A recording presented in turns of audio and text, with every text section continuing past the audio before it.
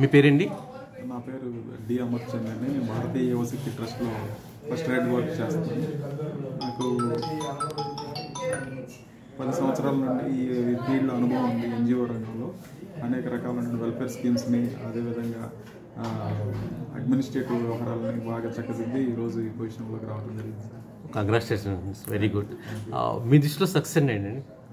Success అనేది ఎప్పుడు కూడా ఎట్లా ఉంటుందంటే, ప్రతిరోజు మనకి ఇచ్చినటువంటి పనులన్నీ కూడా చక్కగా ఒక క్రమ పద్ధతిలో దాని మీద మనం రోజు దృష్టి సారించి దాని మీద ఉన్నటువంటి ప్రోగ్రెసివ్గా పనిచేస్తే సక్సెస్ అనేది ఆటోమేటిక్గా మనం అనుకున్న దానికన్నా ముందే సక్సెస్ అనేది మన లైఫ్లో ఉంటుంది సార్. ఎప్పుడు కూడా క్రమశిక్షణతో కూడినటువంటి కష్టాన్ని ఎంత కష్టమైనా సరే క్రమశిక్షణతో రోజు పని వివరంగా వైనంగా చేసుకుంటాం అంటే ఆటోమేటిక్గా మనం సక్సెస్ సాధించడంలో ఎటువంటి సందేహం లేదు. అంటే క్వశ్చన్ ఏంటంటే సక్సెస్ అంటే ఏంటి అసలు? సక్సెస్ అది ఒకటి సక్సెస్ అంటే ఏంటి?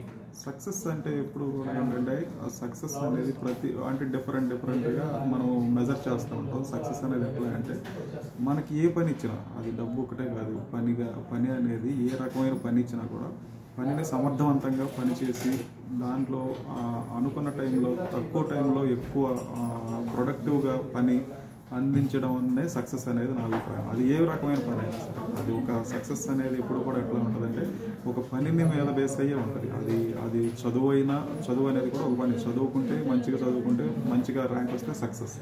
అదేవిధంగా అదే ఉద్యోగంలో మనకిచ్చిన టాస్క్ని ఫుల్ఫిల్ చేసే విధానంలో మనం అన్ని విధాలా మనం అనుకున్న దానిలో అచీవ్ అయితే అన్ని పారామీటర్స్లో అది సక్సెస్. అదేవిధంగా డబ్బు ఉంది. డబ్బును మనం ఈ సంవత్సరం ఎంత సంపాదించాలో టార్గెట్ పెట్టుకుని అనుకున్న సఫిషియంట్ టార్గెట్ని రీచ్ అయితే అది సక్సెస్. సక్సెస్ అనేది డిఫరెంట్గా ఉంటుంది. బట్ మనం అనుకున్న పారామీటర్స్ ఎప్పుడైతే రీచ్ అవుతామో ఆటోమేటిక్ సక్సెస్ మనం. ఓకే, మనం ఏమైతే అనుకున్నామో అది రీచ్ అయితే అది సక్సెస్ అంటారు మీరు. ఓకే, మీ దృష్టిలో రిచ్ పర్సన్ అంటే ఎవరు? రిచ్ పర్సన్, పూర్ పర్సన్ అనేవాళ్ళు ఎవరు ఉండరు సార్. సహజంగా ఏంటంటే మనం డబ్బు సంపాదించడం కన్నా డబ్బులు మేనేజ్ చేసేవాళ్ళే రిచ్ పర్సన్. ఇప్పుడు కూడా అంటే డబ్బు ₹1,00,000 సంపాదిస్తారు, బట్ దాన్ని ఎలా మేనేజ్ చేయాలో తెలియని వ్యక్తులు ఈరోజు చాలామంది ఉన్నారు అనమాట. మళ్ళీ మంత్ ఎండింగ్ వచ్చేప్పటికి మళ్ళీ ఈఎంఐ కోసం కష్టాలు పడడం, మళ్ళీ డబ్బులు లేక క్రెడిట్ కార్డు బిల్లులు కట్టక వాళ్ళ దగ్గర అప్పులు చేయటం, ఇదంతా ఒక ఎత్తు అయితే ₹10,000 సంపాదించినా కూడా దాన్ని ఎలా మేనేజ్ చేసుకోవాలి, దానిలో ఎలా మనం జీవించాలి, మన లైఫ్ స్టైల్ ఏంటి, డబ్బులు హౌ టు మేక్ మనీ కన్నా హౌ టు మేనేజ్ మనీ అనేది చాలా ఇంపార్టెంట్ సార్. ప్రతి ఒక్క జీవితంలో హౌ టు మేనేజ్ మనీ అనేది తెలియాలన్నమాట. అదే సో అది తెలిస్తే ఆటోమేటిక్గా అతనికి డబ్బు ఎంత ఉన్నదనే సమస్య కాదు, అతను రిచ్ మ్యాన్ ఎప్పుడు కూడా.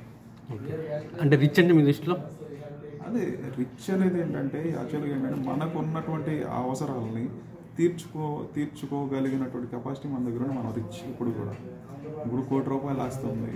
ఈరోజు అనుకోకుండా ఎక్కడికో ఒక ఊరు వెళ్ళాల్సి వచ్చింది, లేదంటే ఏదైనా కొనుక్కో రావాల్సి వచ్చింది ఇంట్లో పిల్లలకి. మన చేతిలో డబ్బులు లేకపోతే మనం పూరే. ఓకే, సో మన దగ్గర డబ్బులు పెద్దగా లేకపోయినా మన ఇంటి అవసరాల కోసం అన్నిటికీ మన మైండ్లో అనుకుంటాం. మనం కొంత డబ్బు వాళ్ళ కోసం వెచ్చించి వాళ్ళు ఎప్పుడు ఏదైనా అడిగితే మనం చేస్తున్నాము, మనం రిచ్. అంతే. రిచ్ పూర్ అనేది మనం చేసే పని బట్టి ఉంటుంది sir. Okay, fine, thank you.